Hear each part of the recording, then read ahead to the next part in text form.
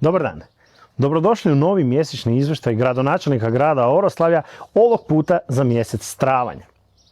U javnom prostoru su se postavile nekakve spekulacije a se dela u tom gradu u Oroslavlju kaj. Pa evo, ajde da vam kroz ovaj mjesečni izvještaj pokažem kaj sve delamo u našem gradu. Mogu s ponosom reći da se nalazimo tu na gradilištu u Slatini, gdje smo nakon 53 godine potpisali ugovor, uveli izvođača i moram s ponosom reći da su zaliveni temelji našeg novog vatrogasnog društvenog doma. Radovi kreću stvarno ko po špagi, moram pohvaliti izvođača, jako dobro su započeli i vjerujem da budu tak i nastavili. A kaj se bude još delalo Slatini, idemo dalje. Evo nas tu dolje Slatini pri Cesarcu, gdje nam fali nogostup. Čuli ste već za tu priču, a sad bude ta priča dobila konačno i izvođača. Jer javna nabava je završila, pregledavaju se ponude i čim bude sve pregledano ide odluka o odabiru, uvođenje u radove i krenuli budu radovi. Isto tako ovaj projekt budemo kandidirali na natječaj Županijske uprave za ceste Krapinsko-zagorske županije i nadamo se da bomo prošli na tom natječaju i da bude sufinanciran taj projekt.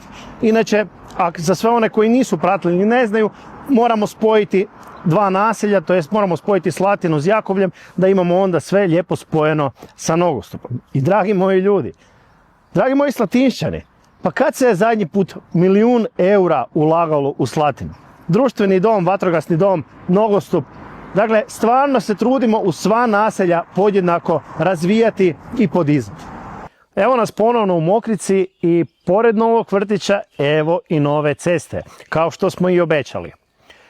Ali par novih informacija i za vrtić. U 4. mjesecu imali smo tehnički pregled za i prvu i drugu fazu i moram se pohvaliti da smo prošli tehnički bez jedne primjedbe.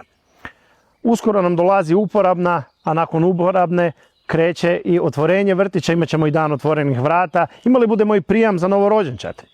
No još jednu stvar želim i moram tu istaknuti, želim vam se zahvaliti jer za otprilike 20 radnih mjesta u novom područnom vrtiću zaprimili smo otprilike 150 molbi. Hvala vam ljudi.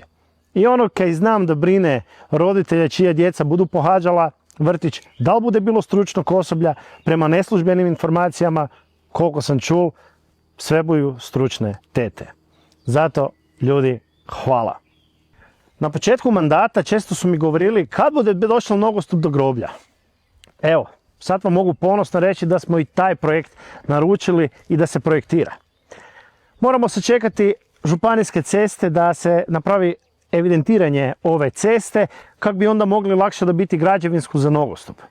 Zapravo priređujemo papire da bi druge lete to mogli prijaviti ponovno na natječaj ŽUC-a i da druge godine se to more i izgraditi.